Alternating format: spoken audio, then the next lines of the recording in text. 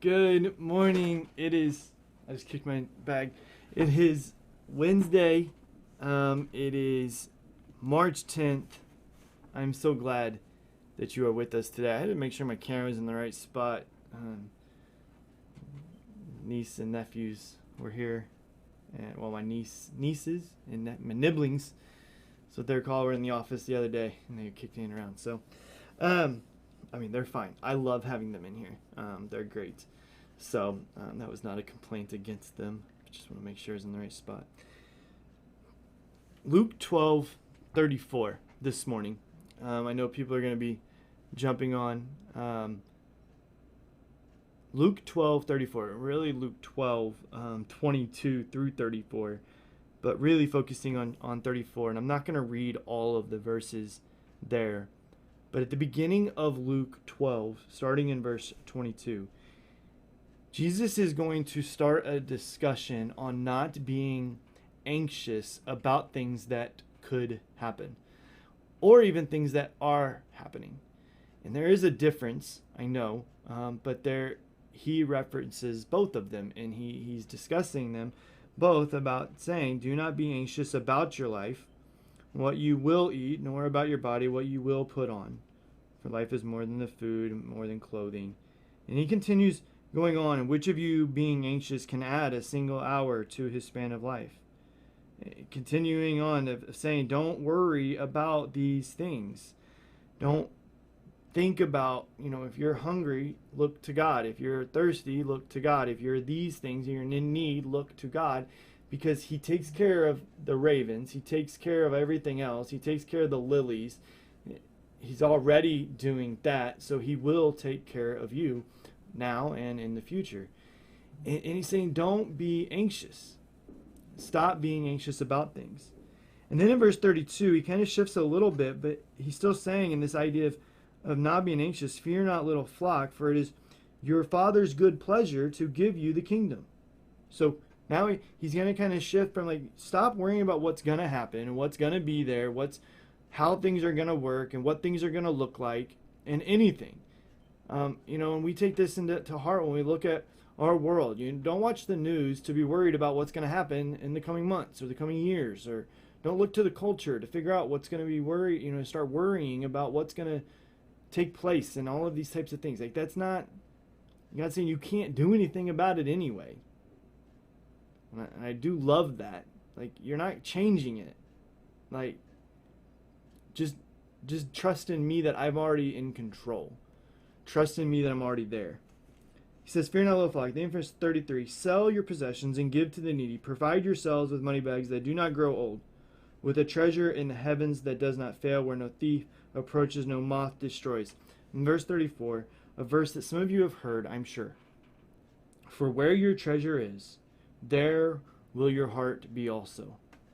What is Jesus getting at? What's the point that he's getting at here? People that are constantly worried about their life, whether it be their money situation, their food situation, their clothing situation, their living situation, their country situation, people that are constantly worried about that, Jesus is saying here, that's because their treasure is in those things. Their focus is in those things. I am not talking about people who plan for the future, or who have long-term goals, or who try to look at situations and say, I can do stuff now so that later something can be done. Not talking about those people. What Jesus is specifically referring to are those people who are anxious, who are worrying about the future. And they're constantly finding themselves paralyzed by the aspect of being anxious and being, having all that worry that prevents them from doing anything that actually matters. Instead, all they do is spend their time worrying about what could happen. Again, this is a challenge, right? Because our world is constantly Anything and everything is constantly trying to get you to be afraid of what is around the corner. Be afraid of change. Be afraid of something different.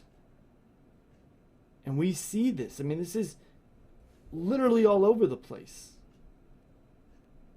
And we get sucked into this so many times as Christians. And where God is saying you should be different. Do not be anxious about these things.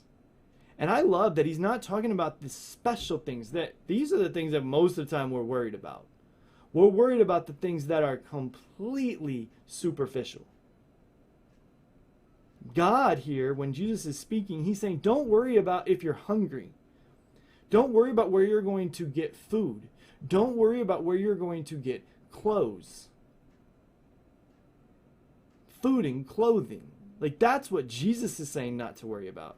He's not even mentioning any of the other things. Your retirement, your 401k, your sports team, your car. He's not even referencing your house. He's not referencing your job. He's not referencing any of those types of things. Your rights. He's not talking about any of those things. He's talking about the bare essentials. And he's saying, I want to start here. You can add this. You can add all of those things to this list of me not being anxious about, not being worrying about, because I'm going to start at the top. I'm going to start with the two most important things. Don't be worried about your food and don't be worried about your clothing. If you don't have either one of those, all of the other stuff doesn't really matter. Right? I mean, you can have the coolest sports car, the coolest truck, the coolest house. You could have the best job. You could have everything that's fantastic, but if you don't have food and you're naked, those things don't really matter at that point. If you're starving and you're naked, you're not worried about all that other stuff. No matter what it is. Put anything in there. And I'm literally telling you, put anything.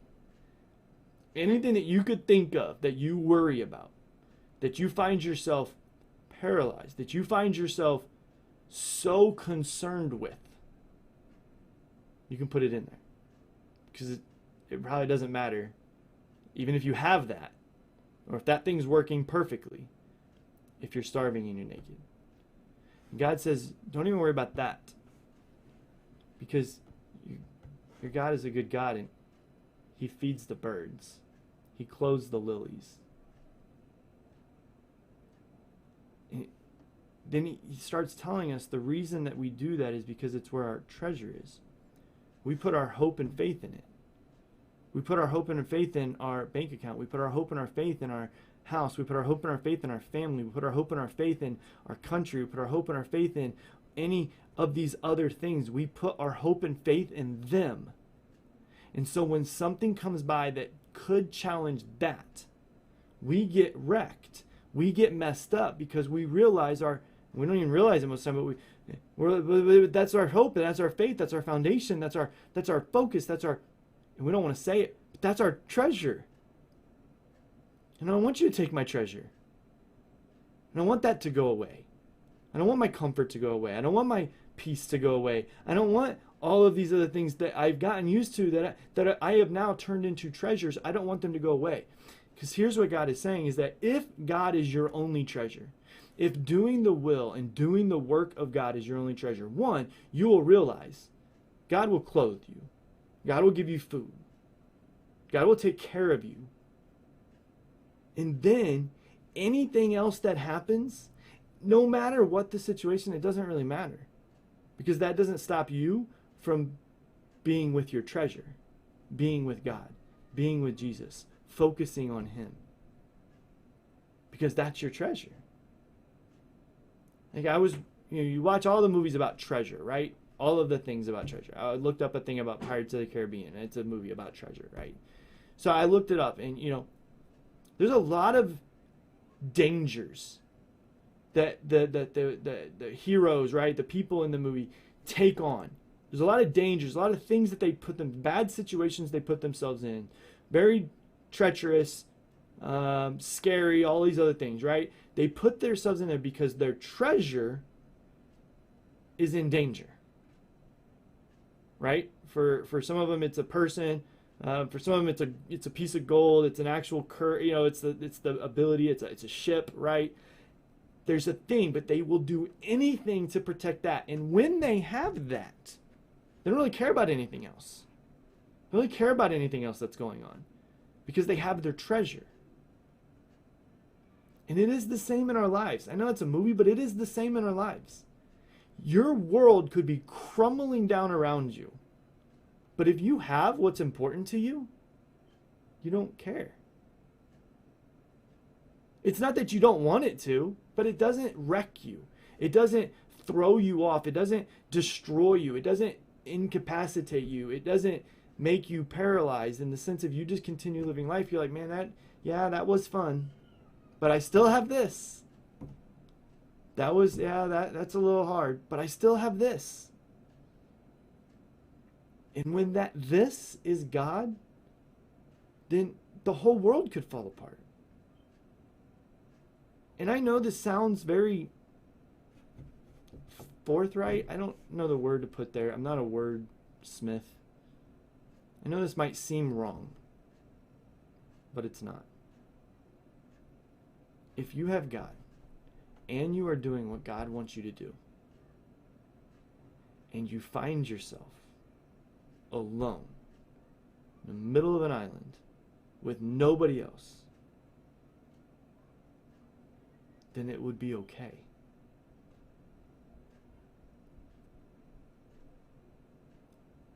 I know that's a challenging statement, but it would be. If God is your treasure and you are doing everything God wants you to do, and you are focused on Him, and you find yourself in the worst possible situation, you find yourself losing a loved one, you find yourself losing a job, you find yourself losing family, you find yourself losing anything, it's going to be okay because you have God. Does it make it easy? No. We don't see easy here. But it'll be okay. And God tells us, don't be anxious about that. Don't worry so much about the day when that happens, because eventually it will. Eventually you're going to go through something. Eventually someone's going to leave. Eventually someone's going to die. Eventually something's going to get lost. Something's going to break. So don't be so worried about that you don't live your life. That you don't do what you're supposed to do. The birds don't worry about, am I going to get food? The birds just sing. The lilies don't worry about, am I getting a leaf today? They just shine. And God says, and you're so much more important than them. You not think that God's going to take care of you? When you really go around and you're constantly worried and you're constantly anxious and you're constantly down and you're constantly all of this, what you're doing is you're really telling the other people that there's no hope. There's nothing to look forward to. There's no turning corner. And we need to be challenged constantly to make sure that we're not so worried about something that could happen that we trust in that thing as if it's already happened and there is no hope. God will take care of us. God will feed us. God will clothe us. And God will nurture us all the way through it. So we don't need to be anxious. We don't need to worry about those things. We can just go on through life doing what God wants us to do. Selling possessions, not worried about all this stuff, not worried about how much things we can accumulate here or what kind of house we leave or car we leave or legacy we leave. We just worry about God and showcasing God to the world, because then we've laid up our treasure in heaven. And that treasure doesn't ever go away. That treasure is always there. And so my challenge to you today is make sure that you're doing that. Make sure your treasure is God. Make sure your treasure is doing His will, not anything else, because then your heart will be there also. And then these other things that you start worrying about, they'll start going away. They may not be solved, but your worry and your fear of them, your anxiousness of them, will start to go away because you'll see that your treasure is being placed in heaven. So that's my challenge, my thought for today. Say hi to those. Judy Marsh, good morning to you. Good morning, James on YouTube. Oh, Nelson too. Good morning. Hey, buddy. Good morning, Christy. Excuse me. Good morning, Laura. The Kitchenette Villa. I love it. Zara, good morning, family. So I love you guys. Luke 12:34. Again, really 22 through 34 if you want to read the entire passage there of what he's saying. Don't be anxious. Don't put your trust in the things of this world. Don't put your trust in the things here. Put your trust in me. Put your faith in me. Put your treasure with me. And then you can live a life that is honoring and glorifying to God. So, I love you guys. I'll talk to you later. Bye. See you tonight at 7. I mentioned to make sure I mention it. Everything's going on at 7 p.m. We got youth group, Awana, not Sunday school classes, obviously, but Wednesday night classes. And then we also have the service in the auditorium. So, talk to you guys later. Bye.